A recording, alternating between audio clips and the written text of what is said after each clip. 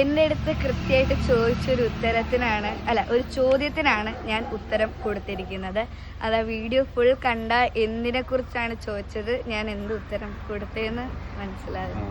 മീനാക്ഷിയാണ് ഇതുപോലെ ഓരോ പോസ്റ്റുകളൊക്കെ ഇടാറുള്ളത്. ഇപ്പോൾ ദേവനന്ദയും സ്വന്തമായി നിലപാടുകൾ എടുത്ത് സംസാരിക്കുന്നുണ്ട്. അപ്പോൾ ആളുകൾ പല രീതിയിലാണ് ഇത്ര കുട്ടി ഇങ്ങനെ സംസാരിക്കുന്നുണ്ടോ, പക്ഷേ കാലഘട്ടം മാറി ഇപ്പോൾ മൊബൈലിൽ നമുക്ക് ഏത് അറിവും കിട്ടുമെന്നുള്ളൊരു ധാരണ അവർക്ക് ഇല്ലാത്തതുകൊണ്ടായിരിക്കും അങ്ങനെ സംസാരിക്കുന്നത്.